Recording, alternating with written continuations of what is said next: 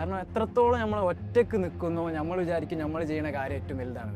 പക്ഷേ അത് ഒരിക്കലും ശരിയല്ല. നമ്മളെ നെറ്റ്വർക്ക് മാറുന്നു, അവരെന്തൊക്കെ ചെയ്യുന്നുള്ള നമ്മൾ അഡാപ്റ്റ് ചെയ്യാൻ തുടങ്ങി കഴിഞ്ഞാൽ നമ്മളെ പൊട്ടൻഷ്യൽ എൻറ്റയർലി ഡിഫറെൻ്റ് ആവും. അല്ല, നിന്നെ ഈ പർച്ചേസിങ് എന്ത് കണ്ടിട്ടാണ് ഇവർ പർച്ചേസിങ് നിന്നെ ഏൽപ്പിച്ചത്?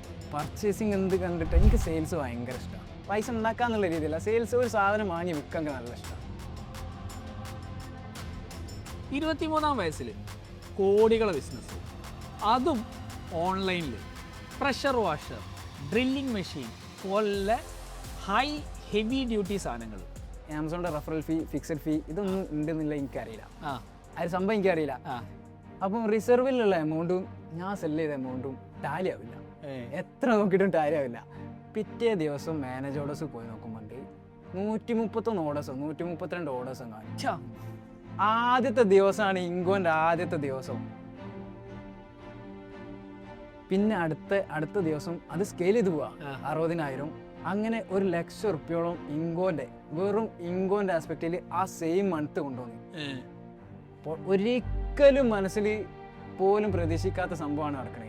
ഇതിനിടയിൽ ഒരു 3 മാസം സ്റ്റോപ്പ് വന്ന് അതിൽ നമുക്ക് ഏകദേശം 3-4 ലക്ഷം രൂപ എനിക്ക് ലോസ് വന്നു. സോ അത് നമ്മൾ നല്ല രീതിയിൽ മുതലെടുത്തിന്. ഏകദേശം 42 ലക്ഷം റുപ്യ വരെ ക്രെഡിറ്റ് ഒരു മന്ത്ലി വരെ പോയി. നമ്മളെ വണ്ടിൻ്റെ ടയറൊക്കെ ഉയർന്ന കിറ്റ് ഉണ്ടല്ലോ, ആ ഒരൊറ്റ ഐറ്റം മന്ത്ലി ഞാൻ 30 ലക്ഷം റുപ്യ ഓൺലൈൻ സെയിൽ ചെയ്തു. ആ ഒരൊറ്റ SKU. അങ്ങനെ 3 SKU മാത്രമാണ് ഇവരെ കണ്ടിന്യൂസ് ഇവരെടുത്ത് പർച്ചേസ് ചെയ്തത്. ഭയങ്കര മെലിഞ്ഞിട്ടാണ്, താടിയൊന്നുമില്ല, ചെറിയ ചെക്കനാണ്. നല്ല രീതിയിൽ എൻ്റെ മൈൻഡ് വെച്ചില്ല. അത് ശരിക്കും നല്ലൊരു സങ്കടം വന്നു. കാരണം ഓക്കെ, അപ്പോൾ ബേസിക്കലി നിങ്ങളിപ്പോൾ പറയുന്നത് ആമസോൺ ക്രാക്ക് ചെയ്തു, ഫ്ലിപ്കാർട്ട് ക്രാക്ക് ചെയ്തു, B2B ക്രാക്ക് ചെയ്തു. ഞാൻ പിന്നെ ഓൾറെഡി ഞാൻ 6 to 7 lakhs advertising Amazon market പ്ലേസിൽ സ്പെൻഡ് ചെയ്യുന്നുണ്ട്, ആമസോണിൽ മാത്രം. സോ ആ സ്പെൻഡിങ് എന്തുകൊണ്ട് എനിക്ക് വെബ്സൈറ്റിലേക്ക് കൊണ്ടുവന്നതാണ്.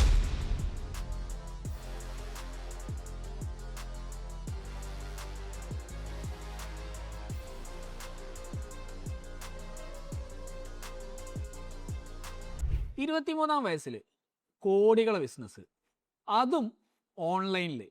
എന്നാൽ ഓൺലൈനിൽ ചെയ്യുന്നത് എന്തെന്ന് കേട്ടാണ് നിങ്ങൾ അന്തം വിടുക. Power tools. എന്താണ് power tools? Pressure washer, drilling machine പോലെ ഹൈ ഹെവി ഡ്യൂട്ടി സാധനങ്ങൾ. ഈ ഹെവി ഡ്യൂട്ടി സാധനങ്ങൾ നോർമലി ചെയ്യുന്ന ആരാണ്? സ്റ്റാൻലി, ബ്ലാക്ക് ആൻഡ് ഡെക്കർ, ഇങ്ങനത്തെ വലിയ വലിയ ബ്രാൻഡുകൾ കളിക്കുന്ന കാറ്റഗറിയിലാണ് ഇവൻ കയറി കളിക്കുന്നത്. ഇന്ന് നമ്മളെ കൂടെ ഉള്ളത് ബൈബോക്സ് എന്നുള്ള കമ്പനീൻ്റെ ഫൗണ്ടറായ ഫവാസ് ആണ്. Fawaz, welcome to the show. Thank you for having me. ഇതിൻ്റെ അകത്ത് സാധാരണ പറയുന്ന പോലെ താങ്ക് യു, വെൽക്കം, ഈ പരിപാടികളൊന്നുമില്ല. ഓക്കെ.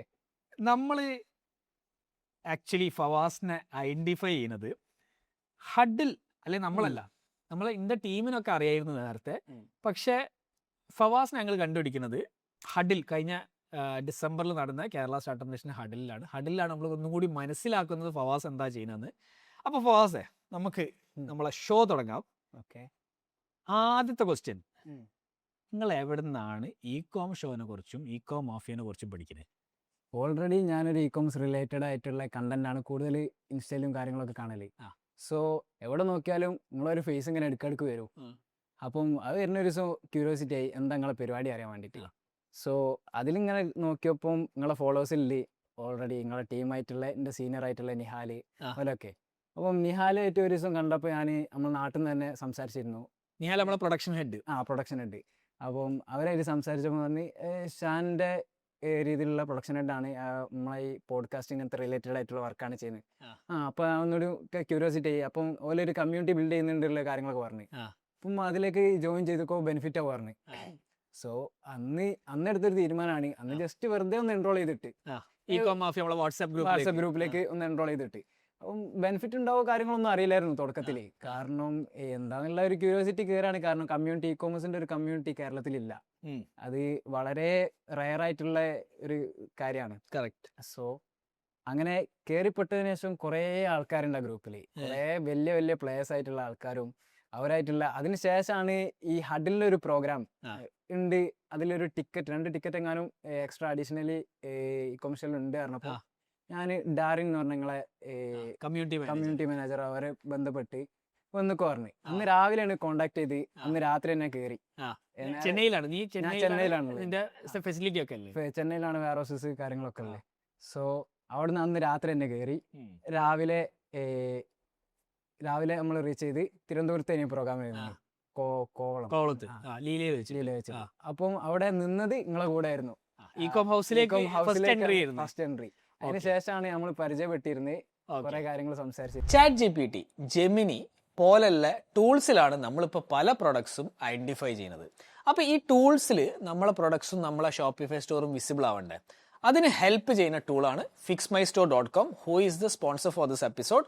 കൂടുതൽ ഡീറ്റെയിൽസ് ഡിസ്ക്രിപ്ഷനിലുണ്ട്. Now back to the episode.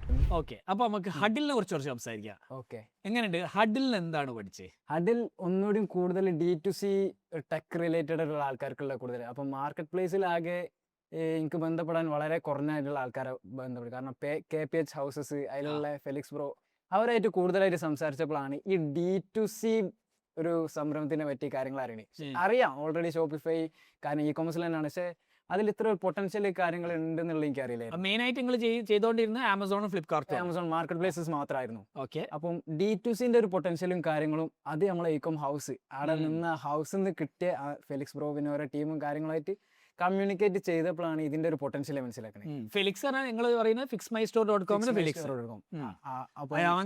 ഇതാണ് ചെയ്യുന്നത്, കൺവേർഷൻ റേറ്റ് ഒപ്റ്റിമൈസേഷൻ ആണ് ചെയ്യുന്നത്. ഓക്കെ, സോ അവരെ അടുത്ത് കൂടുതലായിട്ട് സംസാരിച്ചപ്പോഴാണ് ഈ D2Cന്റെ പൊട്ടൻഷ്യൽ അറിയപ്പെടുന്നത്. കാരണം ഞാൻ വെറും മാർക്കറ്റ് പ്ലേസിലേക്ക് കുറെ അഡ്വർടൈസിങ് കാര്യങ്ങളൊക്കെ സ്പെൻഡ് ചെയ്തിട്ട് why don't I invest in other place like D2C. അപ്പം അതിലേക്ക് ഇൻവെസ്റ്റ് ചെയ്ത് കഴിഞ്ഞാൽ നമുക്ക് എല്ലാ പ്രോപ്പർ ആയിട്ടുള്ള ഡാറ്റ നമുക്ക് കിട്ടുകയാണ്. പക്ഷെ മാർക്കറ്റ് പ്ലേസിൽ നിന്ന് നമുക്ക് അങ്ങനത്തെ ഒരു ഡാറ്റ കാര്യങ്ങളൊന്നും കിട്ടൂല. ഡെമോഗ്രാഫിക്സ് ആയിട്ടുള്ള കാര്യങ്ങളും ഏത് പിൻകോഡ് അങ്ങനത്തെ ഒരു ടെക്നിക്കൽ ആയിട്ടുള്ള കുറച്ച് ഐറ്റംസ് ആണ് കിട്ടുക. പക്ഷേ ഡാറ്റ ഫുള്ളി ഓറിയന്റഡ് ആയിട്ട് കിട്ടണമെന്നുണ്ടെങ്കിൽ ഒരു D2C പ്രോഗ്രാമിലേക്കോ അങ്ങനത്തെ കാര്യത്തിലേക്ക് സ്വന്തം വെബ്സൈറ്റ് സ്വന്തം വെബ്സൈറ്റ് സെറ്റ് ചെയ്ത് കൊണ്ടുവരാ ആ രീതിയിലേക്ക്. പക്ഷെ അതിലേക്ക് വലിയ അവെയർ അല്ല. അതുകൊണ്ടാണ് എനിക്ക് ഏറ്റവും കൂടുതലായിട്ട് ഫെസിലിറ്റി E-commerce കിട്ടുന്നത്. ഓക്കെ, അപ്പം നിങ്ങൾ ബേസിക്കലി ഇകോം ഷോ സ്ക്രോൾ ചെയ്യുന്നു, അപ്പം പെട്ടെന്ന് നിന്റെ നാട്ടുകാരനായ നിഹാലിനെ അതിൻ്റെ അകത്ത് കാണുന്നു, നിഹാലിനോട് കൂടുതൽ ഡീറ്റെയിൽസ്. അപ്പൊ നിഹാൽ പറഞ്ഞതുകൊണ്ട് ഇക്കോമാഫിയയിൽ അങ്ങോട്ട് കയറുന്നു. ജസ്റ്റ് കയറിയതാണ്. ഇക്കോമാഫിയയിൽ കയറി പിന്നെ എന്തോന്ന് കണ്ടപ്പോൾ നമ്മൾ ഹഡിലിന്റെ ടിക്കറ്റ്സ് നമുക്കൊരു സ്പെഷ്യൽ റേറ്റ് ഉണ്ടായിരുന്നു.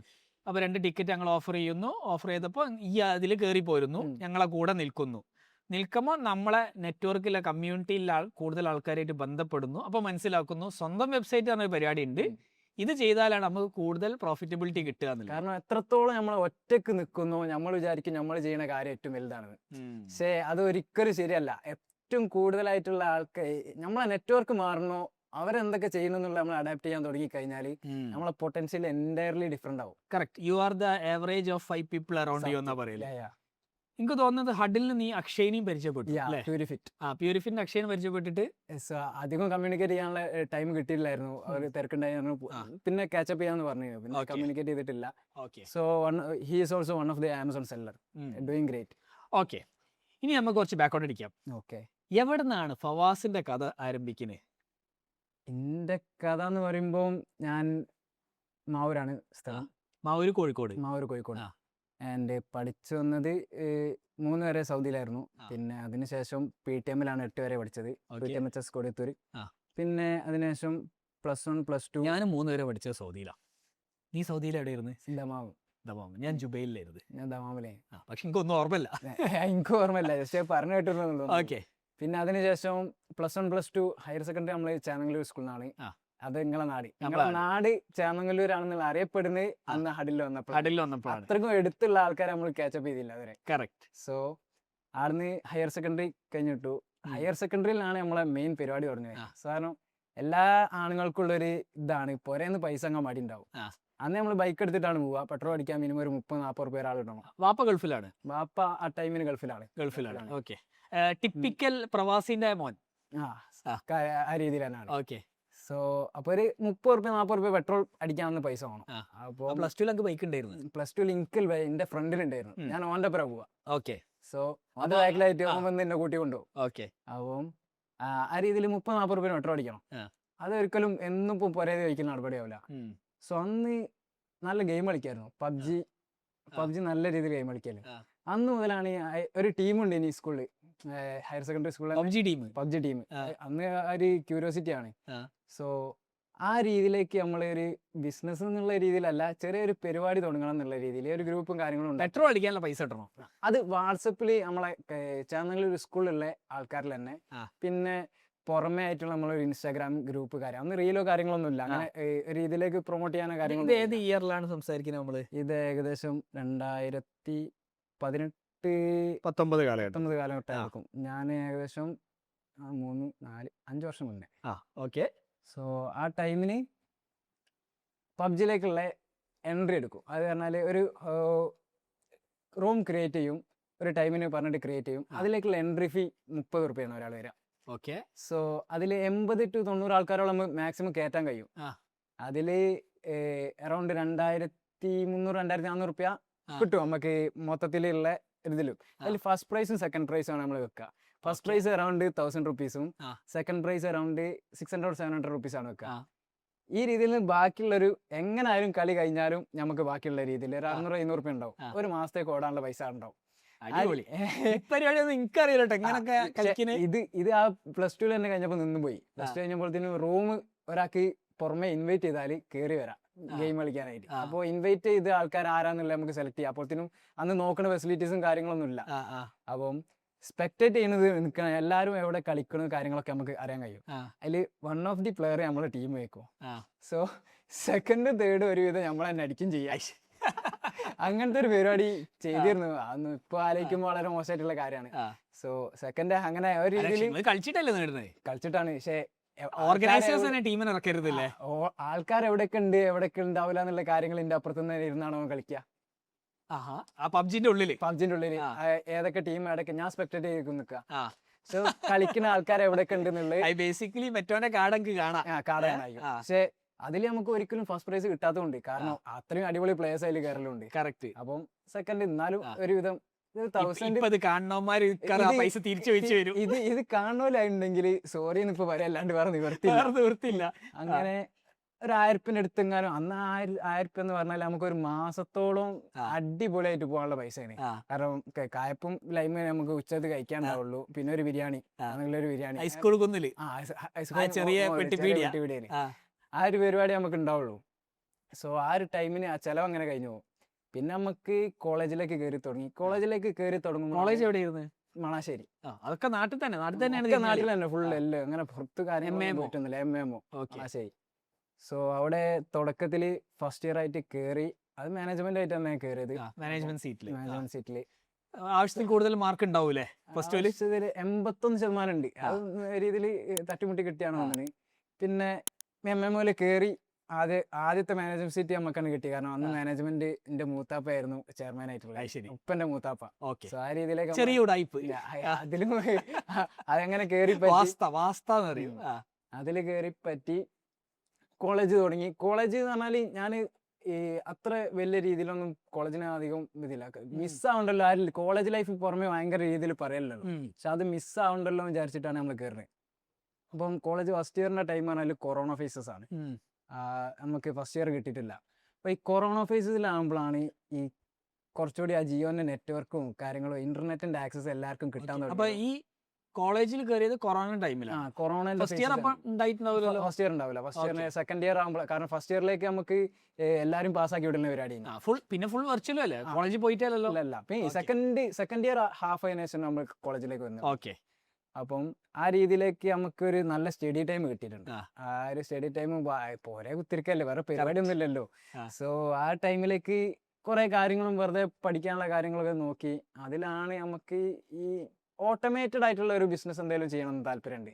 ഈ കൊമേഴ്സ് എന്നുള്ള ഇല്ലല്ലേ. അപ്പം ആ ഒരു ടൈമിലാണ് നമ്മൾ ഉപ്പന്റെ അളിയനും പിന്നെ അനാർക്ക് ബിൽഡേഴ്സ് പറഞ്ഞിട്ടുള്ള ഒരു സ്ഥാപനം കൂടി ഒരു ഷോപ്പ് തുറക്കുന്നത് മുക്കത്തന്നെ. ഷോപ്പിന്റെ പേര് യാന്ത്രിക് എന്നാണ്. സോ അവിടെ നല്ല പേര് യാന്ത്രിക്. എങ്ങനെയാണോ ആ പേര് വന്നത്? യന്ത്രം ആണല്ലോ അതിന്റെ ഒരു രീതിയിലേക്ക്. അതിന്റെ ഒരു ന്യൂ ഏജ് വേർഷൻ യാന്ത്രിക്. അങ്ങനെയാണ് അതിന്റെ പേര് ഫിക്സ് ചെയ്യുന്നത്. അപ്പം അവിടെ നോക്കാനായിട്ട് അളിയന്റെ മോനും പിന്നെ ഉപ്പന്റെ മോനായിട്ട് ഞാനും. സോ അടുത്ത പർച്ചേസിങ്ങും കാര്യങ്ങളും ഫുള്ളി ഞാനാ നോക്കിയിരുന്നത്. ഞാൻ ഇനീഷ്യൽ പർച്ചേസിങ് ഓരോ ഭാഗത്തു നിന്ന് കഴിഞ്ഞിട്ട് പിന്നെ അതിന്റെ കാര്യങ്ങൾ പഠിക്കലും ചെയ്ത് കോയമ്പത്തൂർ പോയി പർച്ചേസ് ചെയ്യലും കാര്യങ്ങളൊക്കെ ഞാനതിന് ചെയ്തിരുന്നത്. അത് കോളേജ് സെക്കൻഡ് ഇയറിൽ. കോളേജ് സെക്കൻഡ് ഇയറിൽ തന്നെ അവിടെ വർക്ക് ചെയ്ത് തുടങ്ങി. കോളേജ് സെക്കൻഡ് ഇയറിൽ തന്നെ ഞാൻ അധികം അങ്ങനെ ക്ലാസ്സിൽ പോകാനൊന്നുമില്ല. പക്ഷെ വർക്ക് റിലേറ്റഡ് ആയിട്ട് പോകുമ്പോൾ ഷോപ്പിൽ പോയി നിൽക്കും.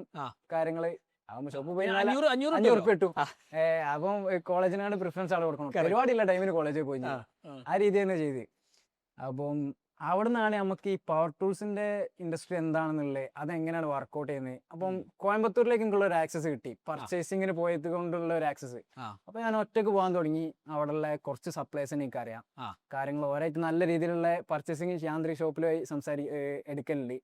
അങ്ങനെ ഒരു ആക്സസ് കോയമ്പത്തൂർ മാർക്കറ്റ്. നിന്നെ ഈ പർച്ചേസിങ് എന്ത് കണ്ടിട്ടാണ് ഇവര് പർച്ചേസിങ് നിന്നെ ഏൽപ്പിച്ചത്?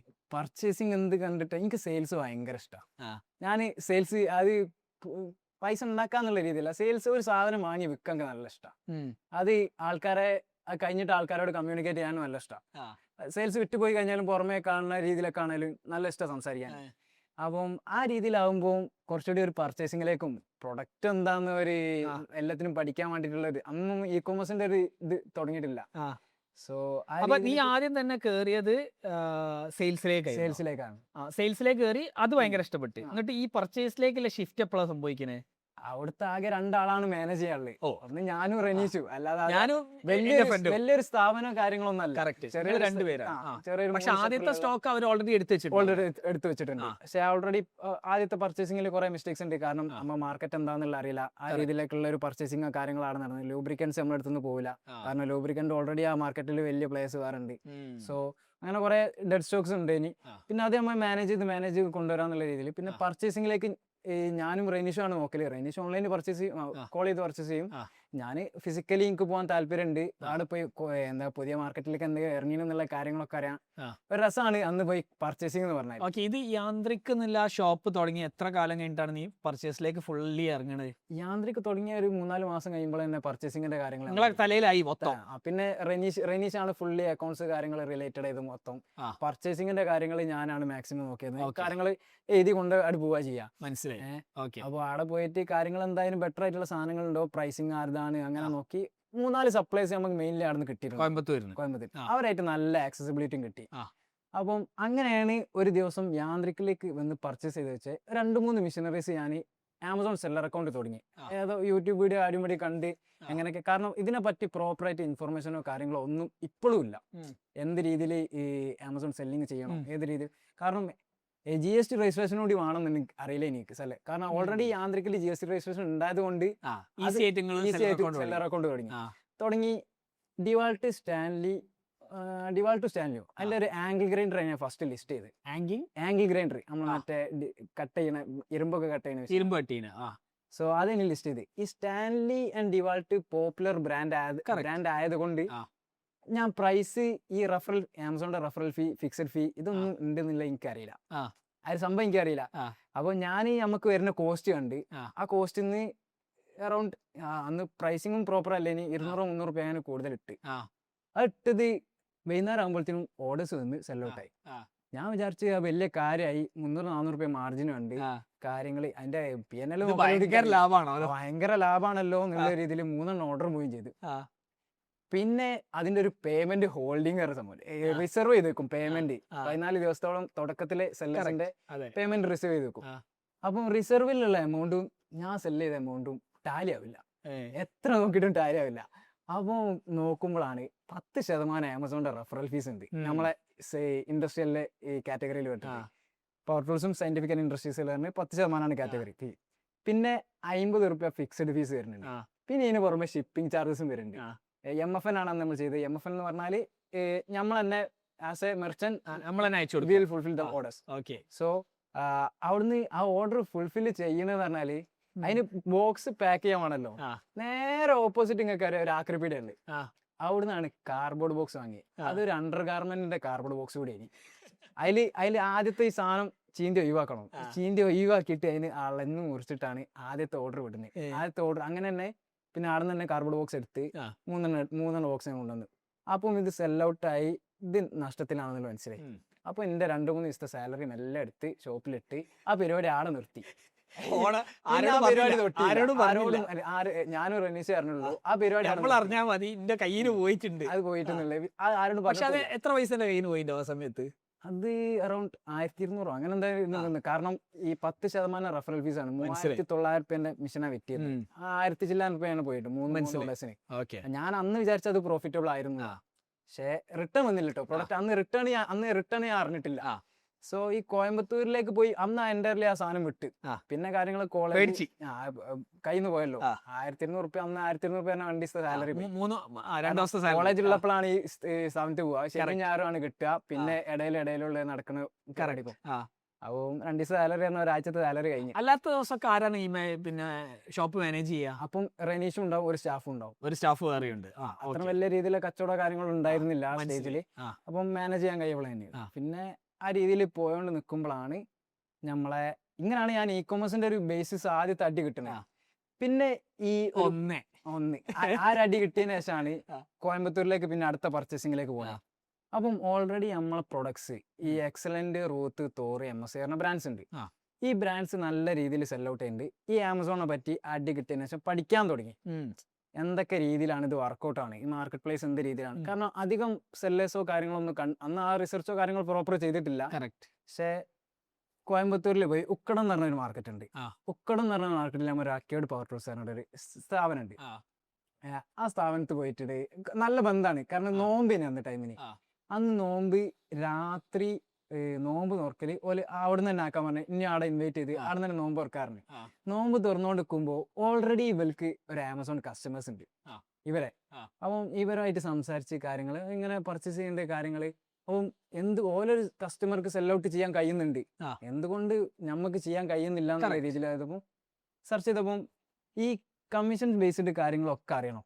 അപ്പം അങ്ങനെയാണ് ഞാൻ ഈ എക്സലന്റ് ബ്രാൻഡിന്റെ ഈ പരിപാടി തുടങ്ങി. അങ്ങനെ ഞാൻ കോയമ്പത്തൂർ റൂം എടുത്ത് 5000 രൂപയാണ് വാടക കയറി. അതിന്റെ ഒരു മാസത്തേക്കോ?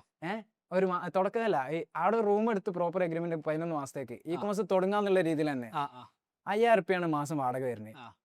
അതിന്റെ മുകളിലാണ് GST രജിസ്ട്രേഷൻ എടുക്കുന്നത്.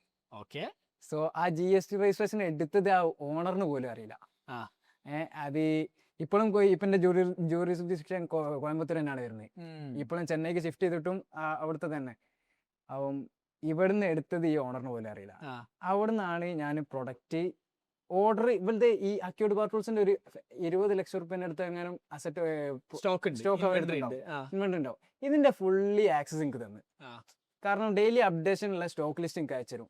സോ അതിന്റെ ഏകദേശം ഒരു പ്രഷർ വാഷേഴ്സ് അങ്ങനത്തെ കാര്യങ്ങളൊക്കെ ഞാൻ വർക്ക്ഔട്ട് ചെയ്ത് പ്രൈസിങ് പഠിച്ച് എങ്ങനെ പ്രൈസിങ് ചെയ്യേണ്ടതെന്നുള്ള പഠിച്ചു. അപ്പൊ യാന്ത്രിക് എന്തായി? സൈഡ് ബിസിനസ് യാന്ത്രിക് പറഞ്ഞാൽ ഞാൻ അവിടെ സെയിൽസ് പേഴ്സൺ ആയിട്ടാണ്. ആ രീതിയിൽ എനിക്ക് ഉപ്പന്റെ സ്ഥാപനം എന്നാണ് സെയിൽസ് പേഴ്സൺ. പക്ഷെ റീറ്റെയിൽ ഒരു എൻറ്റിറ്റിയിലേക്ക് എനിക്ക് ഞാൻ അത്ര കോൺഫിഡന്റ് അല്ല. ഞാൻ അതിൽ ആ ഒരു ബിസിനസ്സിൽ ഡിപ്പെൻഡ് ചെയ്ത് നിൽക്കാൻ താല്പര്യം. ഒരു ഓട്ടോമേറ്റഡ് ആയിട്ടുള്ള ഒരു ബിസിനസ് കൊണ്ടുവരാന്നുള്ളതാണ് തുടക്കത്തിലല്ലേ. ആമസോൺ ഇ-കൊമേഴ്സ് അതിലൊരു ഇത് പറയാം, ക്വിക്ക്-കൊമേഴ്സ് ആയിട്ട് പറയാം.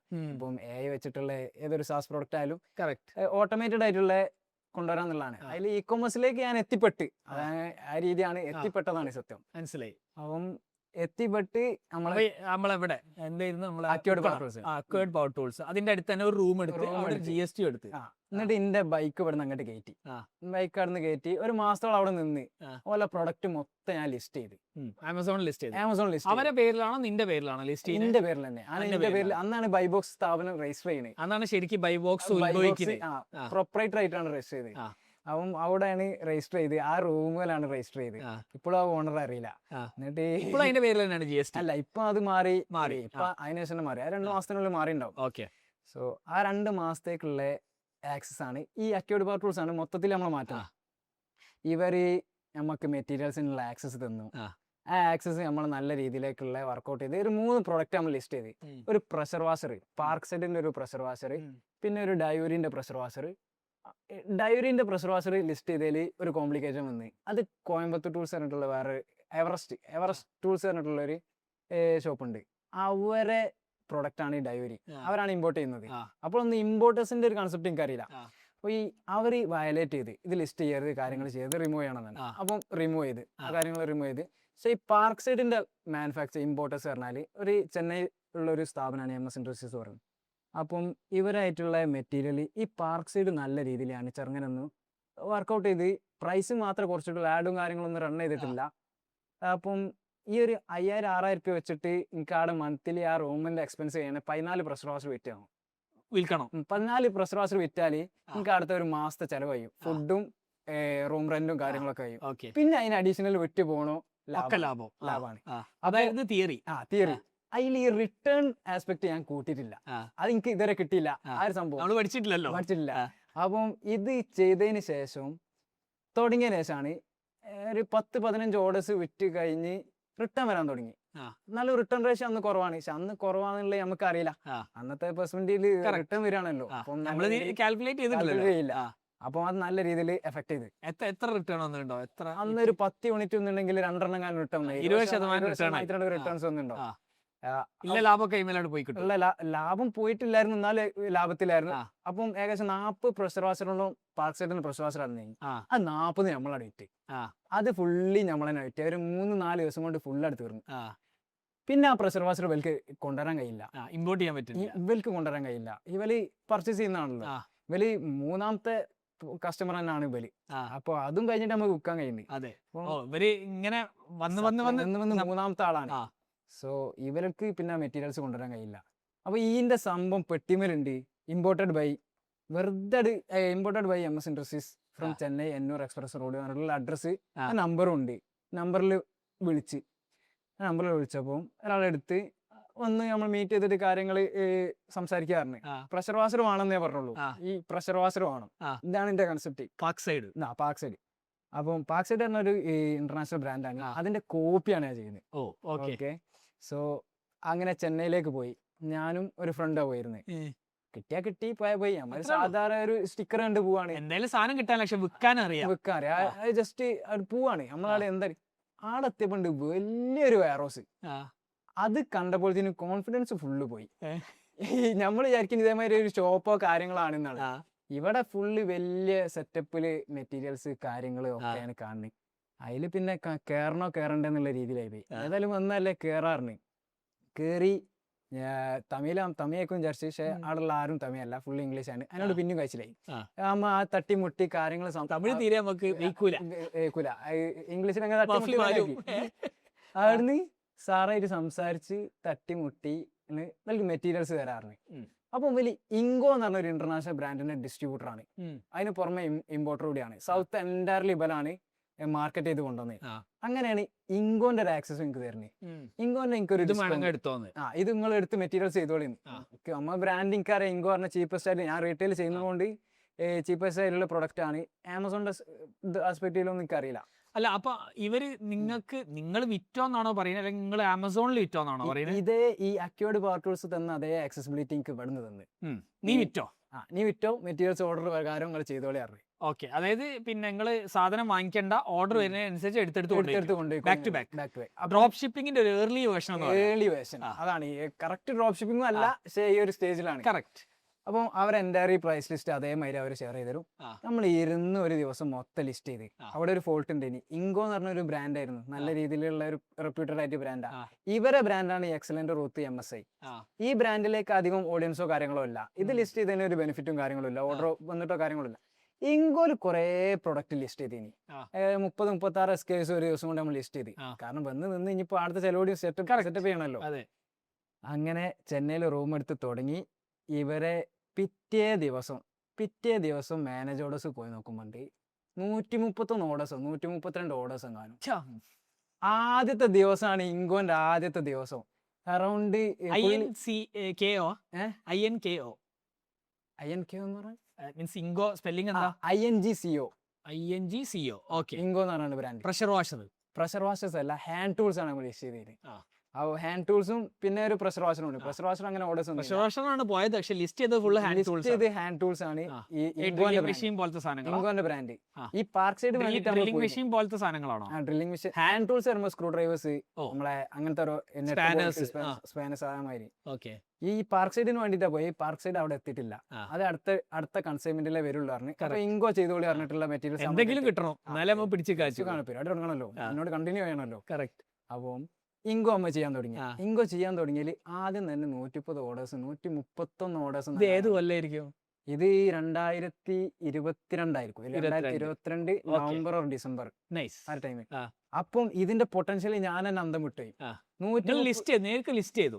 ഫോട്ടോസ് ഒക്കെ എവിടെ കിട്ടി? ഇങ്കോ ഒരു ഇന്റർനാഷണൽ ബ്രാൻഡ് ആയതുകൊണ്ട് എല്ലാ ഫോട്ടോസും അവൈലബിൾ ആണ്, available publicly available, fully publicly available. അപ്പൊ അങ്ങനത്തെ ഒരു കണ്ടീഷൻ ഒക്കെ ഓൾറെഡി ലിസ്റ്റ് ചെയ്ത ആൾക്കാരുണ്ടാവും, പ്രോപ്പർ ആയിട്ട് ലിസ്റ്റ് ചെയ്ത ഇതുണ്ടാവും. ആ ലിസ്റ്റിങ്ങിന് പോയി മാപ്പ് ചെയ്തതാ.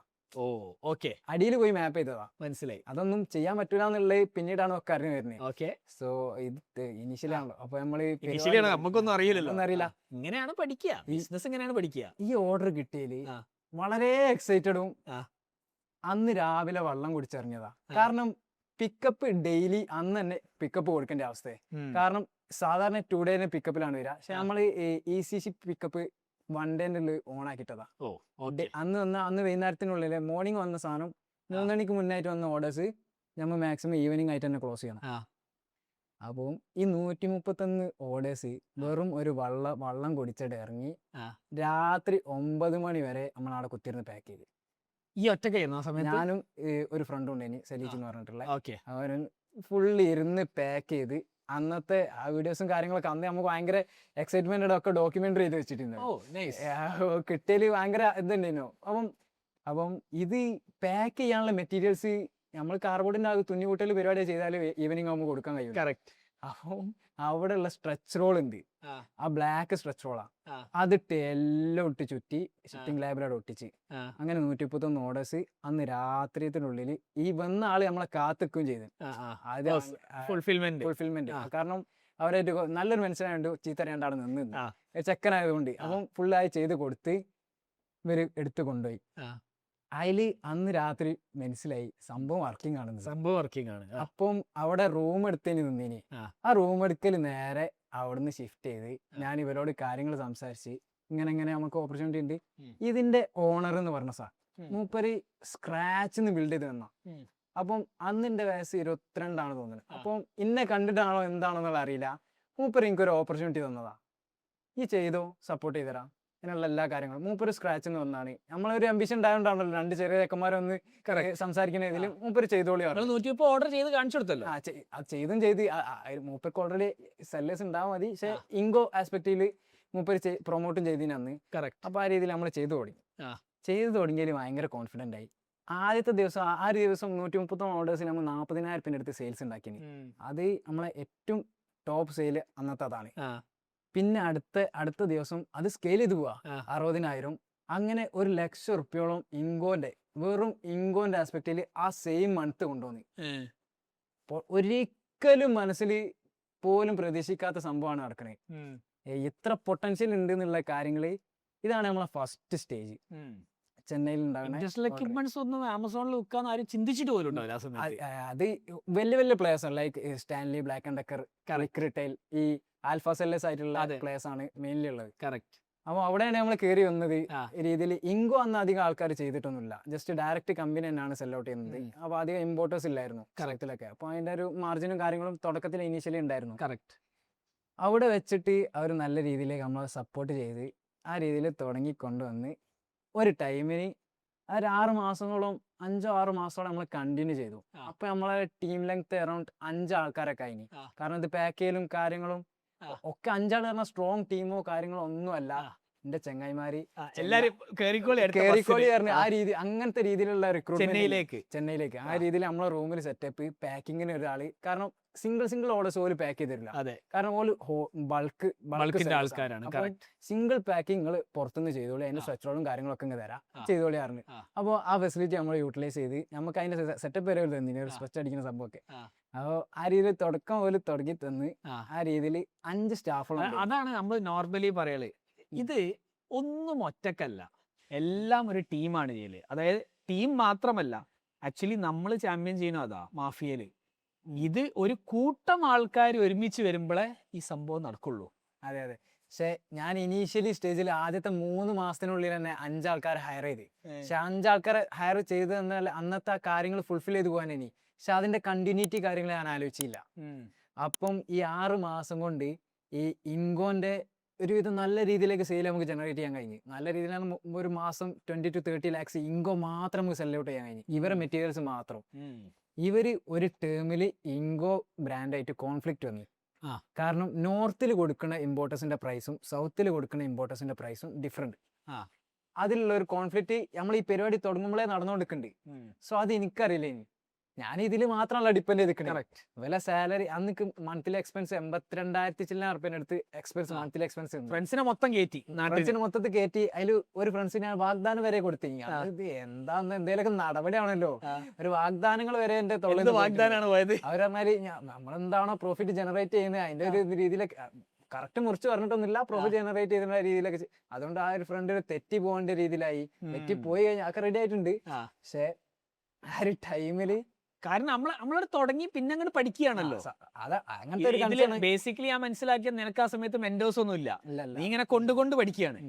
അങ്ങനെ ഈ ഇങ്കോന്റെ ബ്രാൻഡിന്റെ പരിപാടി ഇമ്പോർട്ട്സ് പോലും നിർത്തി ഒരു പുതിയ ബ്രാൻഡ് കൊണ്ടുവരാനുള്ള പരിപാടിയാണ്. ഇത് നിർത്തിയതില് 2-3 മാസം എന്റെ പരിപാടിയിൽ സെയിൽസ് ഇല്ലാണ്ടായി. എക്സിസ്റ്റിംഗ് വന്ന അന്ന് FBA നമ്മൾ ഓപ്പറേറ്റ് ചെയ്ത് അന്ന് തന്നെ FBAയിലേക്ക് ഒപ്റ്റിൻ ചെയ്തിട്ടുണ്ട്. ഇത് ഫുള്ള് ആമസോൺ മാത്രമാണോ ഇപ്പോഴും ചെയ്യുന്നത്? കറന്റ് ആ ഒരു ടൈമിൽ ആമസോൺ മാത്രമാണ്. സോ ആ രീതിയിലേക്ക് FBA ഓപ്പറേറ്റ് ചെയ്തതാണ്. ആമസോണിന്റെ വെയർ ഹൗസ്, അവിടുന്ന് അവരെന്നെ ഷിപ്പ് ചെയ്തോളൂ. നിങ്ങൾ എപ്പോഴും ഓർഡേഴ്സ് സ്റ്റോക്ക് ചെയ്ത് കൊടുക്കും. അപ്പോൾ അവിടുന്ന് കസ്റ്റമർ ഓർഡേഴ്സ് പ്രകാരം ഫുൾഫിൽ ചെയ്ത് കൊടുക്കും. ഇപ്പോഴും നീ കമ്പനി ഓപ്പറേറ്റ് ചെയ്യുന്നത് ഇവരെ ഫണ്ടും ഇവരെ ഇൻവെന്ററി വെച്ചിട്ടാണോ? അല്ല, ഇപ്പം പാർഷ്യൽ ആയിട്ടുള്ള കൺസൈൻമെന്റ് നമ്മൾ കൊണ്ടുവരുന്നുണ്ട്. ഇപ്പം എൻറ്റയർലി ഡിഫറെന്റ് ആണ്. ആദ്യത്തെ പരിപാടിയേ അല്ല. ആദ്യം അത് എപ്പോഴാണ് മാറിയത്? ആ ഒരു സംഭവം മാറിയത്, അതായത് സ്വന്തം പൈസ ഇറക്കി ചെയ്യുന്നത്. അത് ഏകദേശം 8-9 മാസത്തോളൊക്കെ കഴിഞ്ഞ് നമ്മളൊരു ഡാറ്റ കാര്യങ്ങളൊക്കെ കൊണ്ടുവന്ന് അത്യാവശ്യം സെയിൽസും കാര്യങ്ങളും കൊണ്ടുവന്നപ്പോ പിന്നെ ഇൻവെസ്റ്റ്മെന്റ് വേണ്ടി വന്നു ഈ പരിപാടി കൊണ്ടുവരുന്ന വന്നു. കാരണം ഇതിനിടയിൽ ഒരു 3 മാസം സ്റ്റോപ്പ് വന്നു. അതില് നമുക്ക് ഏകദേശം 3-4 ലക്ഷം രൂപ എനിക്ക് ലോസ് വന്നു. ഈ റെന്റും കാര്യങ്ങളും ഇവർക്ക് സാലറിയും കൊടുക്കണം. ഇന്ന ഡിപ്പെൻഡഡ് ആയിട്ട് നിൽക്കാണ് ഇങ്കോ നിന്ന സമയത്ത്. അപ്പം അടുത്ത ബ്രാൻഡ് കിട്ടണോ, ഈ ഇങ്കോന്റെ ബ്രാൻഡിന്റെ ഈ പ്രൊഡക്ട്സ് മൊത്തം കിട്ടണം. അല്ല, അപ്പം അതിന്റെ മുമ്പ് എനിക്ക് കഥയിൽ കണ്ടിന്യൂഷൻ കിട്ടാത്തത് എപ്പോഴാണ് ഇൻവെസ്റ്റ്മെന്റ് ഇറക്കി സ്റ്റോക്ക് പ്രൊക്യൂർ ചെയ്ത് തുടങ്ങിയത്? അതുവരെ വരെ സപ്പോർട്ട് അതിലേക്കാണ് ഈ 3 മാസത്തെ സ്റ്റോപ്പ് സെയിൽ നിന്ന് കഴിഞ്ഞ് നമ്മൾ അടുത്ത ഇമ്പോർട്ടേഴ്സിന്റെ അടുത്ത് പോകേണ്ടി വന്നു, ഡൽഹി. അപ്പോഴാണ് സ്വന്തം പൈസ ഇറക്കേണ്ടി വന്നത്. അത് ചെറിയ രീതിയിലുള്ള ഒരു എമൗണ്ട് ആണ് ഇൻവെസ്റ്റ്മെന്റ് കൊണ്ടുവന്നത്. അതാണ് ഫസ്റ്റത്തെ ഇൻവെസ്റ്റ്മെന്റ്. 7 ലക്ഷം റുപ്യന്റെ അടുത്ത് എങ്ങാനാണ് അത് കൊണ്ടുവന്നത്. അതെങ്ങനെ പുറത്തിന് ഇൻവെസ്റ്റേഴ്സിന് അല്ല, സ്വന്തം ഉപ്പയും രക്ഷിക്കണോ, എനിക്ക് കുറച്ച് പൈസ വേണോ, ഉപ്പന്റെ അളിയനും പിന്നെ യാന്ത്രിക്കിലേക്കുള്ള ഇൻവെസ്റ്റ് ചെയ്ത ആൾക്കാർ തന്നെ ഏകദേശം അറിയണോ കമ്മ്യൂണിക്കേറ്റ് ചെയ്ത ആൾക്കാരായതുകൊണ്ട് അവരുടെ അടുത്ത് നിന്ന് തന്നെ ഇൻവെസ്റ്റ്മെന്റ് കൊണ്ടുവന്നു. സോ ഇവിടുന്ന് ഡൽഹിയിലേക്ക് എത്തി. കാരണം ഈ 3 മാസത്തെ ഗ്യാപ്പും 3 മാസത്തെ നല്ല രീതിയിൽ ലോസും ജനറേറ്റ് ചെയ്തത്. കാരണം അത്രയും പ്രോഫിറ്റ് നമ്മൾ മുന്നത്തെ മാസം ജനറേറ്റ് ചെയ്തിട്ടുണ്ടാവില്ല. സോ ഈ ലോസ് വന്നതിൽ ഈ ഇൻഗോ എന്ന് പറഞ്ഞിട്ടുള്ള ബ്രാൻഡിന്റെ മെയിൻ ഇമ്പോർട്ടർ ആയിട്ടുള്ള ഒരാള് നോർത്തിലാണല്ലേ.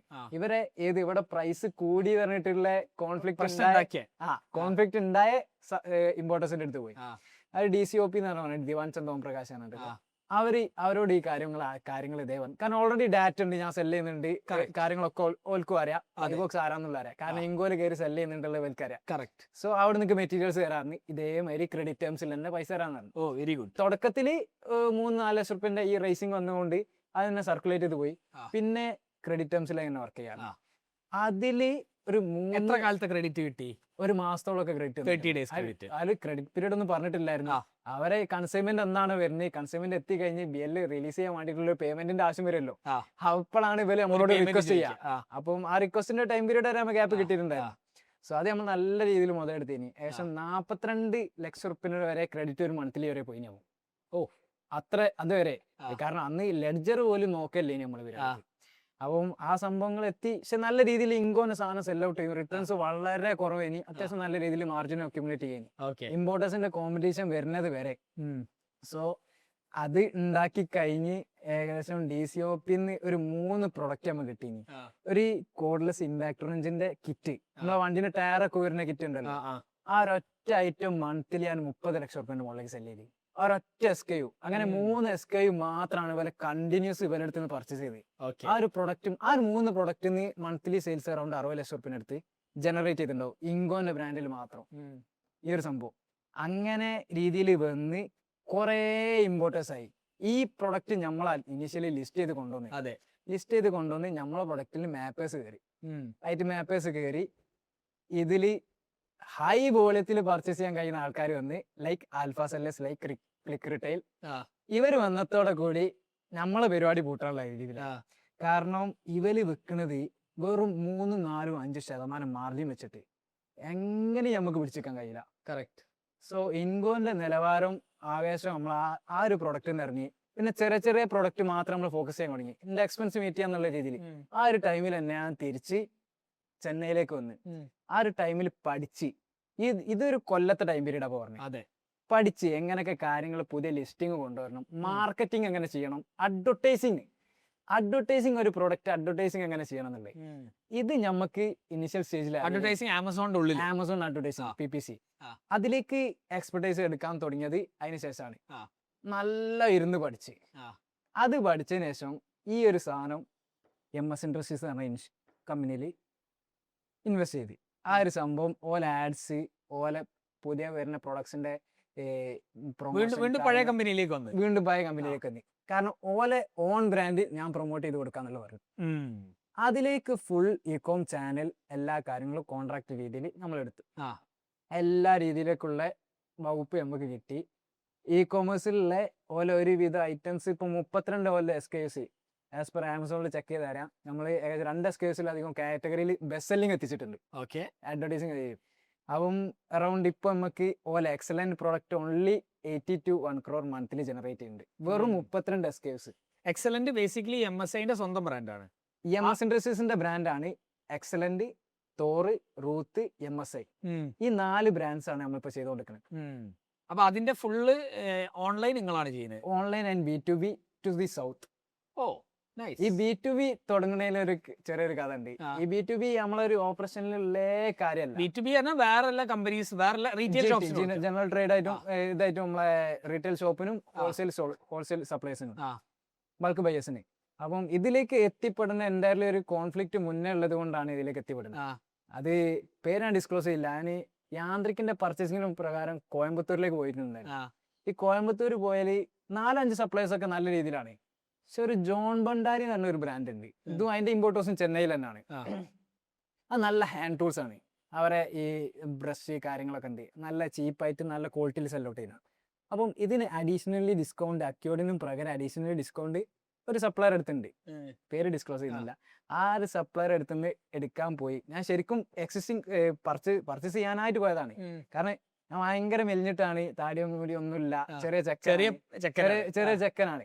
അപ്പം നല്ല രീതിയിൽ എന്റെ മൈൻഡ് വെച്ചില്ല. അത് ശരിക്കും നല്ലൊരു സങ്കടം വന്നു. കാരണം ബാക്കിയുള്ള 4 ആൾക്കാർ ഞാൻ പർച്ചേസ് ചെയ്യുന്നുണ്ട്. ഒരു വയസ്സേ കാര്യങ്ങളൊന്നും അവർ നോക്കിയല്ല.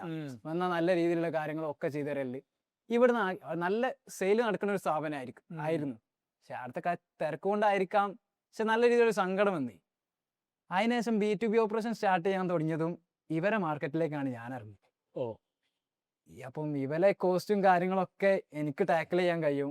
ഡയറക്റ്റ് റീറ്റെയിൽ ഷോപ്പേഴ്സിനും ഡയറക്റ്റ് ഹോൾസെയിലേഴ്സിനും കൊടുക്കാൻ കഴിയും. സോ ഓല് എടുക്കുന്ന മാർക്കറ്റും കാര്യങ്ങളൊക്കെ നമുക്ക് കോമ്പീറ്റ് ചെയ്ത് കൊടുക്കും. ഓല് ചെയ്യാത്തൊരു കാര്യമാണ് ഡിജിറ്റൽ മാർക്കറ്റിംഗ്. അതിലേക്ക് നമ്മൾ ഇൻവോൾവ് ചെയ്ത് ഇൻഫ്ലുവൻസർ മാർക്കറ്റിംഗിലേക്ക് വന്ന് പിന്നെ ഇപ്പം D2Cയിലേക്ക് നമ്മളെ ഇക്കോം ഹൗസ് പ്രകാരം D2Cയിലേക്ക് എൻറോൾ ചെയ്തിട്ടുണ്ട്. സോ ആ രീതിയിലേക്ക് സ്കെയിൽ ചെയ്ത് കൊണ്ടുവരാനുള്ള ഒരു പ്ലാനാണ് ഇപ്പോൾ കറന്റ് ഉള്ളത്. ഓക്കെ, അപ്പം പിന്നെ ആമസോണിൽ മാത്രമാണോ ഇപ്പൊ സെല്, അല്ലെങ്കിൽ അതിന്റെ ഇടയ്ക്ക് ഫ്ലിപ്കാർട്ടിലേക്കും പോയി? ആമസോൺ ഉണ്ട്, ഇപ്പൊ ഫ്ലിപ്കാർട്ട് ഓപ്പറേറ്റ് ചെയ്ത് തുടങ്ങിയിട്ടുണ്ട്. ഫ്ലിപ്കാർട്ടിൽ അറൌണ്ട് 20-30 lakhs സെയിൽസ് ജനറേറ്റ് ചെയ്ത് തരുന്നത്. സെയിൽസ് ഉണ്ട്. കാരണം ഈ ഒരു സെയിൽസ് ജനറേറ്റ് ചെയ്യാൻ ഇതൊരു ടേൺ ഓവർ ബേസ് കുറച്ച് പ്രൊഡക്ട്സ് കിട്ടുമ്പോഴത്തേക്കും 20-30 ആവും. ഓക്കെ, അപ്പൊ ബേസിക്കലി നിങ്ങളിപ്പോ പറയുന്നത് ആമസോൺ ക്രാക്ക് ചെയ്തു, ഫ്ലിപ്കാർട്ട് ക്രാക്ക് ചെയ്തു, B2B ക്രാക്ക് ചെയ്തു, ഇപ്പൊ D2C ഫിഗർ ഔട്ട് ചെയ്തോണ്ട് D2Cയിലേക്ക് നല്ല രീതിയിലേക്ക് സ്വന്തം വെബ്സൈറ്റിലേക്ക്, ഈ സ്വന്തം വെബ്സൈറ്റിലേക്കില്ല ആ ഒരു സ്റ്റോറി പറയും. എങ്ങനെയാണ് സ്വന്തം വെബ്സൈറ്റിലേക്ക് റോൾ ഉണ്ടെന്നാണ് മനസ്സിലാക്കുന്നത്. സ്വന്തം വെബ്സൈറ്റിലേക്കുള്ള ഫുള്ളി റോള് ഇകോം ഹൗസിനാണ്. അതെന്ന് പറഞ്ഞാല് ഈ ഹഡിലിന്റെ വരുന്ന രീതിയിൽ ഒരു വെബ്സൈറ്റ് ഉണ്ട്. ആ വെബ്സൈറ്റ് നിങ്ങൾക്ക് തന്നെ തുടക്കത്തിൽ കണ്ടിട്ടുണ്ടാവും. ഒരു WooCommerce ഉണ്ടാക്കിയ ഒരു വെബ്സൈറ്റാ. കറക്റ്റ്. അത് എന്റെ അഭിപ്രായത്തിൽ ഞാൻ തന്നെ ഉണ്ടാക്കിയാൽ വേണ്ടി കാണാൻ കുറച്ച് കുഴപ്പമില്ല. എന്താ നിങ്ങൾ ഉണ്ടാക്കാൻ കാരണം? മുന്നേ ഒരു ടീമിനെ ഏൽപ്പിച്ചിനി. അതിന് 20,000 രൂപ കൊടുത്ത് നല്ല രീതിയിലുള്ള സർവീസോ കാര്യങ്ങളോ അല്ല കിട്ടി. തീരെ രീതിയിലല്ലാണ്ട് സർവീസ് ആയപ്പോൾ ആ രീതിയിൽ പിന്നെ ഞാൻ തന്നെ അതിൽ തന്നെ വർക്കൗട്ട് അതിന് തന്നെ തിരിച്ച് വർക്കൗട്ട് ചെയ്ത് ഞാൻ തന്നെ പഠിച്ച് കുറെ കാര്യങ്ങൾ പഠിച്ച് ഡിസൈനിങ് ഞാൻ തന്നെ ക്യാൻവലിട്ട് അതിന്റെ പോസ്റ്റേഴ്സും കാര്യങ്ങളൊക്കെ ഡിസൈൻ ചെയ്ത് തുടങ്ങി. പിന്നെ അതിലേക്ക് നമുക്ക് ഓർഗാനിക് ആയിട്ട് സെയിൽസ് വരണ്ടേനി, ചെറിയ സെയിൽസ് 1-2 ഓർഡേഴ്സ് വീക്കിലേക്ക് വരണ്ടേനി. സോ അത് സ്കെയിൽ ചെയ്താൽ എന്താന്നുള്ള ഒരു ഇതുണ്ടേനി. പക്ഷെ അത്ര ഓപ്പറേറ്റ് ചെയ്യാനുള്ള ടൈമോ ഒന്നും കാര്യങ്ങളും ഇല്ലേനി. നമ്മളെ മാർക്കറ്റ് പ്ലേസിൽ തന്നെ നമുക്ക് ടൈം ഇല്ല യൂട്യൂബിലായിട്ടും. അപ്പം ടെക്കും കൂടി നോക്കണം, അതിനുള്ള ഇൻഫ്രാസ്ട്രക്ചേഴ്സ് വേണം. കാരണം നമ്മളിപ്പോ ഒരു വെറും 5 പീപ്പിൾ ആണ് ഇൻ ഹൗസിൽ ഇ-കോമേഴ്സ് ഓപ്പറേറ്റ് ചെയ്യുന്നത്. സോ അപ്പൊ ഇപ്പൊ ഈ പറയുന്നത് 5 പീപ്പിൾ വെച്ചിട്ട് തന്നെ മൾട്ടി ക്രോർ ബിസിനസ് ചെയ്യുന്നുണ്ട്. ഈസിയാണ് ഇ-കോമേഴ്സിൽ, അത് അപ്ലിക്കബിൾ ആണ്, വളരെ ഈസിയാണ്. 5 crore എന്നല്ല, അത് നല്ല രീതിയിൽ ചെയ്യാൻ കഴിയുന്നവർക്ക് ആണെങ്കിൽ 10 അവരെ കാപ്പബിലിറ്റി വെച്ച് ചെയ്യാൻ കഴിയും. കാരണം എനിക്ക് ചെയ്യാൻ കഴിയുന്നെങ്കിൽ ഇത് ആർക്കും ചെയ്യാൻ കഴിയും. കാരണം ഞാൻ അതിൽ ഞാൻ ഒരു കാര്യത്തിലും അറിയാത്ത മനുഷ്യനാണ്. ഈ ഇറങ്ങി എന്താ കിട്ടണേന്ന് പഠിക്കുക ചെയ്യാന്നുള്ള രീതിയിലാണ്. പക്ഷെ മൈൻഡ് സെറ്റ് ഉണ്ടായിരുന്നു. അതായത് ഒരു അടി കൊള്ളുമ്പം തിരിച്ചു വന്ന് വർക്ക്ഔട്ട് ചെയ്ത് ഓക്കെ ഇതിന്റെ ഓൾട്ടർനേറ്റ് എന്താന്ന് കണ്ടുപിടിക്കാനുള്ള മൈൻഡ് സെറ്റ് നിനക്ക് ഉണ്ടാവും. കാരണം നമ്മൾ ഓൾറെഡി കയ്യിൽ നിന്ന് പോയല്ലോ, ഇത് ഓൾറെഡി വേറെ ആൾക്കാർ പൈസ ഉണ്ടാക്കുന്നത്. പിന്നെ അതുകൊണ്ട് നമ്മൾ ഉണ്ടാക്കില്ല, അത് ഉണ്ടായത് കൊണ്ടാണ് ഒരു രീതിയിലൊക്കെ ചെയ്തു വന്നത്. ഓക്കെ, അപ്പൊ പിന്നെ വൂക്കമേഴ്സിൽ ഉണ്ടാക്കി, പിന്നെ നീ തന്നെ ചെയ്യാൻ തുടങ്ങി. വൂക്കമേഴ്സിൽ ചെയ്തുണ്ടാക്കിയ പിന്നെ എനിക്ക് അതിനുശേഷമാണ് നമ്മൾ ഹഡിലേക്ക് എത്തുന്നത്. നമ്മൾ ഈ ഹഡില് ഡാറിൻ എന്ന് പറഞ്ഞിട്ടുള്ള ആളെ കോൺടാക്ട് ചെയ്ത് നമ്മളെ കമ്മ്യൂണിറ്റിയിൽ കയറിയിട്ടുണ്ടായിരുന്നു. അപ്പൊ കമ്മ്യൂണിറ്റിയിൽ മാനേജർ ഹഡിലൂടെ കയറിയില്ല കേട്ടോ, നിങ്ങളായിട്ടൊന്ന് കാച്ചപ്പ് ചെയ്യാം, നിങ്ങളായിട്ട് എല്ലാവരും ഇ-കോമേഴ്സ് ആയിട്ടുള്ള രീതിയിലാണ്. അപ്പം ഞാൻ വിചാരിച്ച നിങ്ങൾ എല്ലാവരും മാർക്കറ്റ് പ്ലേസ് ആയിരിക്കും, അങ്ങനത്തെ രീതിയിലായിരിക്കും ഇനീഷ്യലി. കാരണം എനിക്ക് നിങ്ങളെ പറ്റി അറിയില്ല, ആരെ പറ്റി അറിയില്ല. അപ്പം ഞാൻ ഹഡിൽ വരാന്ന് പറഞ്ഞിട്ട് രാവിലെ ഡാറിനെ കമ്മ്യൂണിക്കേറ്റ് ചെയ്ത് ടിക്കറ്റ് അവൈലബിൾ ആണ്, 2 ടിക്കറ്റേ ഉള്ളൂ പറഞ്ഞു. അപ്പം തന്നെ ടിക്കറ്റ് എടുക്കാൻ കാര്യങ്ങൾ പറഞ്ഞ് ഞാൻ എന്റെ ടീമിന് പറഞ്ഞു എനിക്ക് ടിക്കറ്റ് വേണം ഇപ്പോൾ പറഞ്ഞ് നേരെ ഫ്ലൈറ്റ് കയറി നേരെ കൊച്ചിയിൽ ഇറങ്ങി.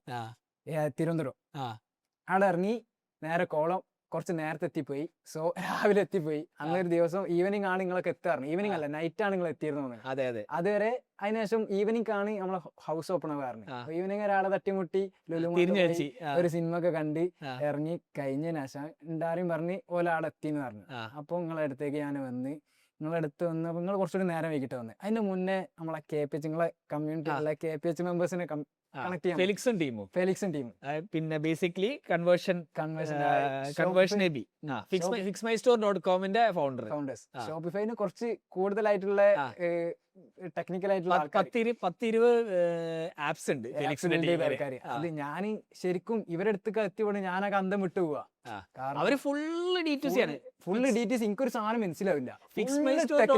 fixmystore.com എന്ന് പറഞ്ഞു കഴിഞ്ഞാല് ബേസിക്കലി നിങ്ങളെ D2C വെബ്സൈറ്റ് എന്താണോ അതില് കസ്റ്റമർ വരുന്നുണ്ട്, ആ കസ്റ്റമറെ കൂടുതൽ എങ്ങനെ വാങ്ങിപ്പിക്കാം എന്ന് ചെക്ക് ചെയ്യാൻ കാര്യങ്ങൾ ചെയ്യുന്ന ആപ്പാണ്.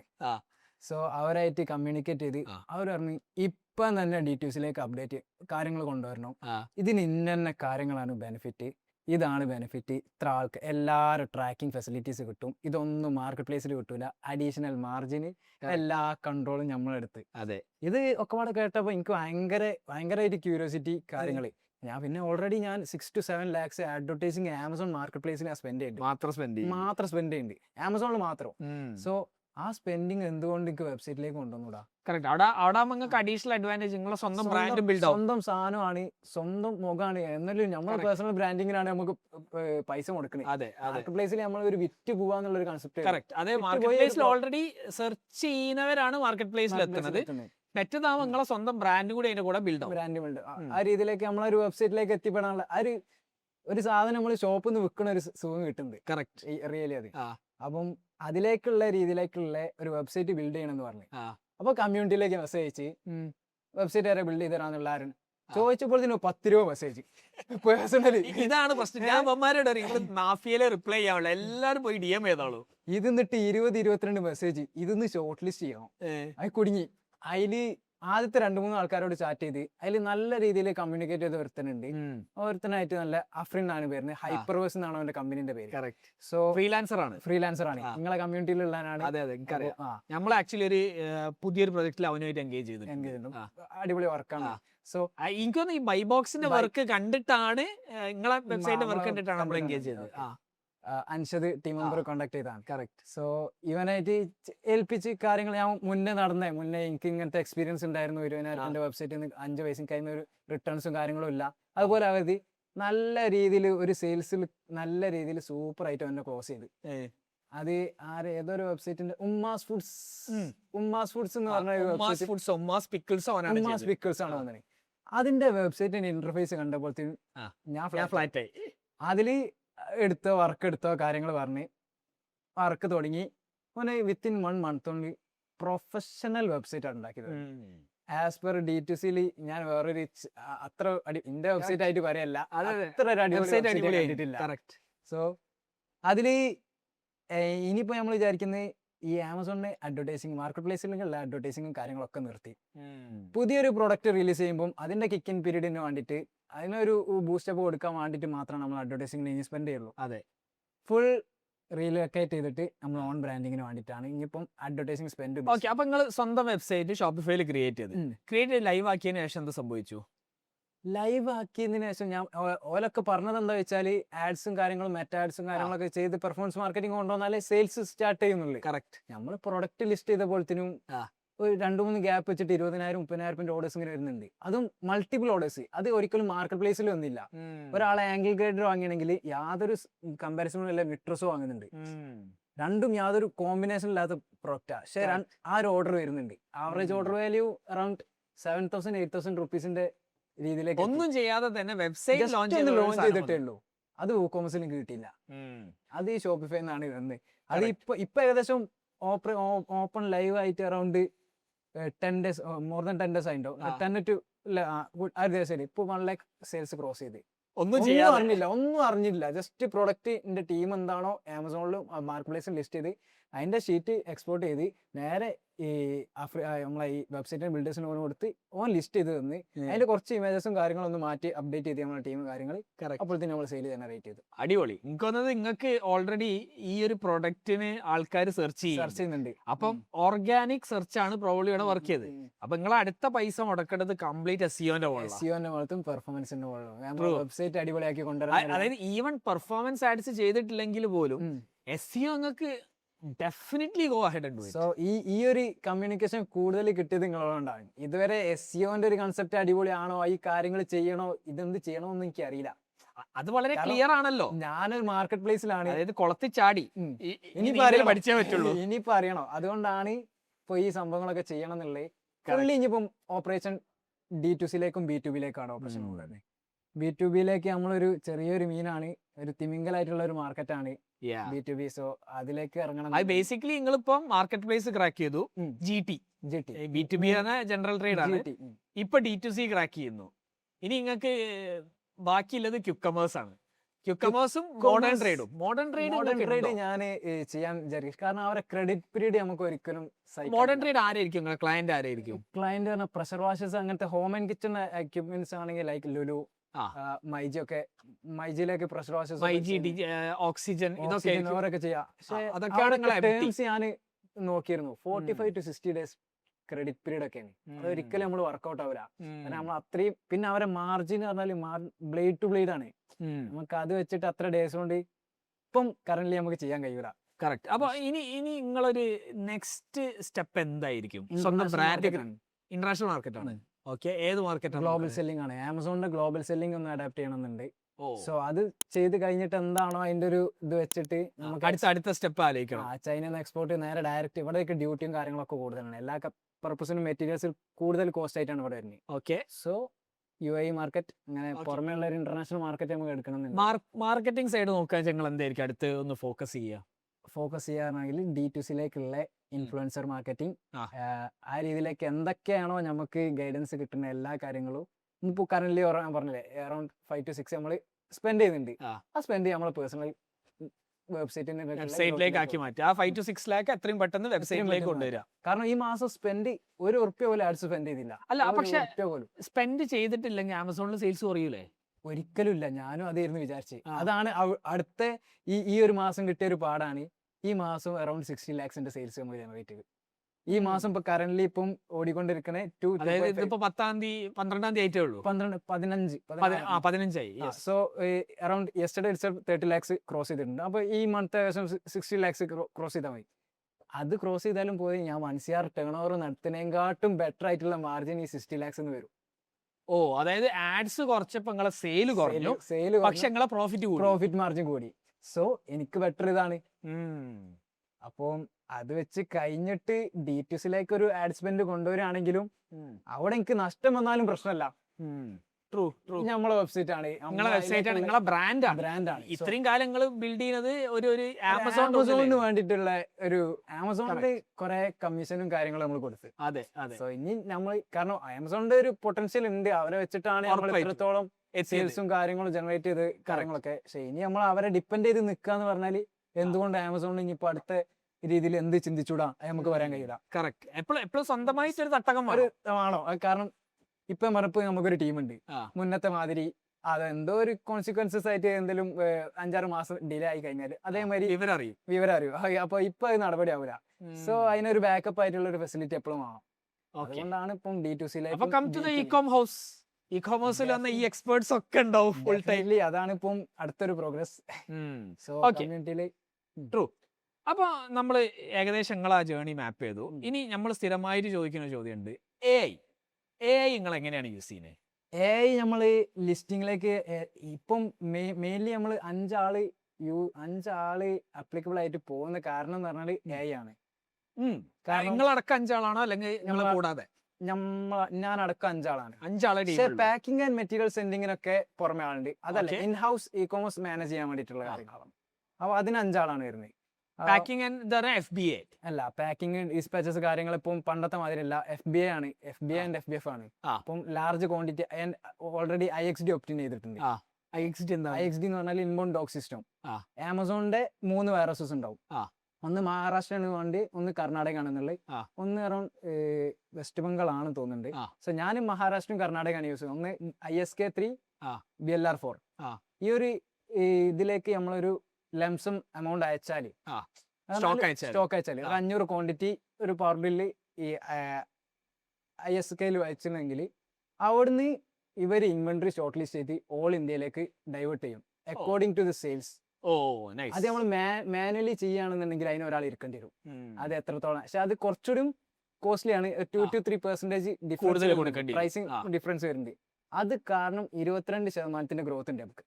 ആ ഒരു സാധനം ഒപ്റ്റിൻ ചെയ്ത് 2 മാസമായിട്ടുള്ളത് ഒപ്റ്റിൻ ചെയ്തിട്ട് ഇപ്പോഴും അതിന്റെ ഫുൾ പെർഫോമൻസ് കിട്ടിയിട്ടില്ല. അല്ലാണ്ട് തന്നെ 22% ഗ്രോത്ത് നമുക്ക് കൊണ്ടുവരാൻ കഴിഞ്ഞു. അടിപൊളി. IXD ഒപ്റ്റിൻ ചെയ്ത്. അപ്പം അതിന്റെ ഒരു എക്സ്ട്രാ അഡീഷണൽ ഫീസ് ആലോചിച്ചിട്ട് ആരും അത് ചെയ്യാതിരിക്കരുത് എന്നുള്ള ഒരു കാര്യങ്ങൾക്ക് പറയാണ്ട്. മനസ്സിലായി. ഓക്കെ. അപ്പൊ നിങ്ങളെ ഇൻഹൗസ് ടീം ഇപ്പം അപ്പൊ അത് പാക്കിംഗ് ആൻഡ് ഡിസ്പാച്ചിങ് ആമസോണിന്റെ ടീം ചെയ്തോളൂ. പക്ഷേ D2C വെബ്സൈറ്റ്, സ്വന്തം വെബ്സൈറ്റിൽ വരുന്നത് നിങ്ങൾ തന്നെയാണ് ഇപ്പോൾ ഡിസ്പാച്ച് ചെയ്യുന്നത്. എവിടുന്നാണ് ഡിസ്പാച്ച് ചെയ്യുന്നത്? ചെന്നൈയിലാണ്. ഈ 5 ആൾക്കാരുടെ ടീം അല്ലല്ല, അതിന് പാക്കിംഗ് ആൻഡ് കാര്യങ്ങൾക്കൊക്കെ എൻ്റെ ഡിഫറെന്റ് ആൾക്കാരുണ്ട്. എക്സ്റ്റേണൽ 8 ആൾക്കാരുണ്ട്. ഫൈൻ. അപ്പൊ AI എങ്ങനെയാണ് നിങ്ങൾ ഹെൽപ്പ് ചെയ്യുന്നത്? AI നമ്മൾ യൂസ് ചെയ്യുന്നത് ക്ലൗഡ് യൂസ് ചെയ്യുന്നുണ്ട്. പിന്നെ Gemini for image generation, Gemini pro ആണ് യൂസ് ചെയ്യുന്നത്. ക്ലൗഡ് എന്തിനാണ് യൂസ് ചെയ്യുന്നത്? ക്ലൗഡ് നമ്മള് listing optimisation, title, description, bullet point, അപ്പോൾ അതിലേക്കുള്ള കീവേഡ്സ് നമ്മൾ ഹീലിയം 10 വെച്ചിട്ട് ഒരു പെയ്ഡ് സോഫ്റ്റ്വെയർ ആണ്. കീവേഡ്സ് ഗ്രാബ് ചെയ്യാനും കോമ്പറ്റീറ്റീവ് അനാലിസിസ് യൂസ് ചെയ്യാൻ വേണ്ടിയിട്ട് നമ്മൾ ഹീലിയം 10 ആണ് യൂസ് ചെയ്യുന്നത്. അതിന് കീവേഡ്സ് ഗ്രാബ് ചെയ്യും, ക്ലൗഡിലേക്ക് ഇമ്പോർട്ട് ചെയ്യും. ക്ലൗഡിൽ നിന്ന് ബെസ്റ്റ് ടൈറ്റിലും ബെസ്റ്റ് പെർഫോം ചെയ്യുന്ന ബുള്ളറ്റ് പോയിന്റ്സും രീതിയിലേക്ക് അവിടെ നിന്ന് എടുക്കും. അത് നേരെ നമ്മൾ ലിസ്റ്റിലേക്ക് ക്രിയേറ്റ് ചെയ്യും. അത് നമുക്ക് മന്ത്ലി ഇപ്പം AB ടെസ്റ്റിംഗ് ഇപ്പം ആമസോൺ കൊണ്ടുവന്നിട്ടുണ്ട്. സോ അത് ഇതാണോ നല്ലത്, ഇതാണോ നല്ലത് കസ്റ്റമർക്ക് കാണിച്ചു കൊടുക്കാൻ കഴിയും. അപ്പൊ അത് ഓൾറെഡി ഏതാണോ പെർഫോമിങ് അത് മാത്രം എടുത്ത് കാണിക്കുന്ന രീതി ആമസോൺ ഇപ്പൊ കൊണ്ടുവന്നിട്ടുണ്ട്. ഇനീഷ്യലി ഇപ്പൊ ഈ മന്ത് ആയിട്ട് വന്നതാണ്. നൈസ്. ഇത് എനിക്കൊന്ന് ഇപ്പൊ യൂട്യൂബിൽ നമുക്ക് പണ്ട് യൂട്യൂബിൽ തമ്പനയിൽ AB ടെസ്റ്റിംഗ് ചെയ്യായിരുന്നു. ഇപ്പൊ ടൈറ്റിലും AB ടെസ്റ്റിംഗ്, അതും ഇപ്പൊ അടുത്ത് വന്ന ഫീച്ചറാ. അത് ഞാൻ അത്ര വേറെ അല്ല എന്റെ വരി. യൂട്യൂബിൽ ഞങ്ങൾ അങ്ങനെ AB ടെസ്റ്റ് ചെയ്യല്. AB ടെസ്റ്റിംഗ് നല്ലൊരു ഓപ്ഷൻ ആണ്. കാരണം അവരെന്നെ അവരെ ലേണിംഗ് വെച്ചിട്ടാണല്ലോ ഓരോ മാറ്റുന്നത്. So it will be more better. അപ്പം ക്ലൗഡ് വെച്ചിട്ട് നിങ്ങൾ ലിസ്റ്റിംഗ് ചെയ്യും. ക്ലൗഡിന്റെ സിമിലർ തന്നെയാണ് ചാറ്റ് കുറച്ചുകൂടി അഡ്വാൻസ്ഡ് ആയിട്ടുള്ള രീതിയിലേക്ക് നമ്മൾ പ്രോംപ്റ്റ് അധികം രീതിയിൽ ജനറേറ്റ് ചെയ്യാതെ തന്നെ ഫുള്ളി നമുക്ക് ക്ലൗഡിൽ നിന്ന് വരുന്നുണ്ട്. ചാറ്റ് GPT എത്രത്തോളം പ്രോംപ്റ്റ് നമ്മൾ എഞ്ചിനീയർ ചെയ്ത് കൊടുക്കുന്നുണ്ടോ അതിനനുസരിച്ചുള്ള റിസൾട്ട് ആണ് ചാറ്റ് GPT കൊണ്ടുവരുന്നത്. കറക്റ്റ്. പിന്നെ നമ്മൾ യൂസ് ചെയ്യുന്ന ഏറ്റവും ടൂൾ എന്ന് വെച്ചാൽ ജംഗിൾ സ്കൗട്ട് ആൻഡ് ഹീലിയം 10. പറഞ്ഞാൽ AI അല്ല, പ്രൊഡക്റ്റ് റിസർച്ചിന് പിന്നെ കാറ്റഗറിന്റെ പെർഫോമൻസ് അറിയാൻ വേണ്ടിയിട്ട് എത്ര റവന്യൂ ആണ് നമ്മളെ കോമ്പറ്റീറ്റേഴ്സ് ഈ പ്രൊഡക്റ്റ് വെച്ചിട്ട് ജനറേറ്റ് ചെയ്യുന്നത്. അതിന് ജംഗിൾ സ്കൗട്ട് യൂസ് ചെയ്യുന്നത്, അതിന് ഹീലിയം 10. ഈ രണ്ട് ഹീലിയം 10 ജംഗിൾ സ്കൗട്ട് പറഞ്ഞാൽ സിമിലർ രണ്ട് യൂസ് ചെയ്യുന്നുണ്ട്. അപ്പോൾ ഹീലിയം 10 ആണ് നമ്മൾ മെയിൻലി ഓപ്റ്റ് ചെയ്യുന്നത്. ജംഗിൾ സ്കൗട്ട് അധികം യൂസ് ചെയ്തില്ല, ഹീലിയം 10 ആണ്. ഇപ്പം എല്ലാ കാര്യങ്ങളും ഹീലിയം ടൈം വെച്ചിട്ടാണ്. കീവേഡ്സ് കാര്യങ്ങൾ ഒക്കെ ആമസോണിന്റെ എല്ലാ ഡീറ്റെയിൽസും നമ്മൾ ഹീലിയം ടൈം എഴുതി എടുക്കും. അതിൽ മെയിൻ പ്രൊഡക്റ്റ് റിസർച്ചിന് വേണ്ടിയിട്ടാണ്. മുന്നേ നമ്മൾ ഒരു പ്രൊഡക്റ്റ് എടുക്കുക, അത് വിറ്റ് പോയിട്ട് നമ്മൾ നോക്കില്ലായിരുന്നു. ഇപ്പൊ ഒരു പ്രൊഡക്റ്റ് എടുക്കുന്നതിന് മുന്നേ ആ പ്രൊഡക്റ്റിനെ പറ്റി പഠിക്കും, കാറ്റഗറീനെ പറ്റി പഠിക്കും, എത്ര മാർക്കറ്റ് വാല്യൂഷൻ അതിനുണ്ട്, മാർക്കറ്റ് ഗ്യാപ്പ് അതിനുണ്ട്, അത് എത്രത്തോളം നമുക്ക് ഫുൾഫിൽ ചെയ്യാൻ കഴിയും നോക്കും. അത് ഫുൾഫിൽ ചെയ്യാൻ കൂടുതൽ പഠിച്ചു, അത് ഫുൾഫിൽ ചെയ്യാൻ മാത്രമേ നമ്മൾ ആ പ്രൊഡക്റ്റ് കൊണ്ടുവരുള്ളൂ, അല്ലെങ്കിൽ ആ പ്രൊഡക്റ്റ് നമ്മൾ ചെയ്യല്ല. അപ്പം എത്ര മാർജിനോളം നമ്മളിപ്പോൾ ഏകദേശം 20% മുകളിൽ മാർജിൻ ഇല്ലാത്തൊരു പ്രൊഡക്റ്റും നെറ്റ് 20% മുകളിലേക്ക് ഇല്ലാത്തൊരു പ്രൊഡക്റ്റ് നമ്മൾ സെലക്ട് ചെയ്യല്ല. കാരണം അതൊരു പാടാണ്. ഇത്രയെങ്കിലും മാർജിൻ ഉണ്ടെങ്കിൽ ചെയ്തിട്ട് കാര്യമുള്ളൂ. കാരണം ഒരു പ്രൊഡക്റ്റ് ഇനീഷ്യലി ഇംപ്ലിമെന്റ് ചെയ്യുമ്പോൾ അതിന്റെ ക്വാളിറ്റി ചെക്കിങ് കാര്യങ്ങളൊന്നും നമുക്ക് ആസ് പെർ നമ്മളെ ഇൻഫ്രാസ്ട്രക്ചർ വെച്ചിട്ട് ചെയ്യാൻ കഴിയൂല. കാരണം 500-600 ക്വാണ്ടിറ്റി ചെക്ക് ചെയ്യാൻ പോസിബിൾ അല്ല. സോ അതിന്റെ റിലവൻസ് കസ്റ്റമർ തന്നെയാണ് ശരിക്കും നമുക്ക് പറഞ്ഞു തരുന്നത്. ആ ഒരു മാസം കൊണ്ട് തന്നെ നമുക്ക് അതിന്റെ നെഗറ്റിവിറ്റി കാര്യങ്ങളൊക്കെ നമുക്ക് കിട്ടും. അപ്പൊ അത് കിട്ടിക്കഴിഞ്ഞാല് ഈ 20% മാർജിൻ നമ്മൾ വർക്ക് ഔട്ട് ചെയ്തില്ലെങ്കിൽ അതിന്റെ റിട്ടേൺസ് കാരണം നമ്മൾ ലോസിലേക്ക് പോകും. ആ ഒരു ഇത് വെച്ചിട്ടാണ് നമ്മളിപ്പം വർക്കിംഗ്. പിന്നെ ആസ് പെർ നല്ല രീതിയിൽ ബെസ്റ്റ് സെല്ലിംഗ് ആയിട്ടുള്ള രീതിയിൽ കൊണ്ടുവന്ന് കഴിഞ്ഞാൽ നമുക്ക് മാർജിൻ വർക്ക്ഔട്ട് ചെയ്ത് കൊണ്ടുവരാൻ കഴിയും. ഓക്കെ, സോ ഇനി അങ്ങോട്ട് പോകുമ്പോൾ ഇന്റർനാഷണൽ മാർക്കറ്റ്സ് ആണ് മെയിൻ ഫോക്കസ്. D2C, B2B അത് വേറെയും. Fine, thank you very much for was. അപ്പൊ നമുക്ക് ഇനി ഒരു 10 കോടി അതിന് ശേഷം കാണാം.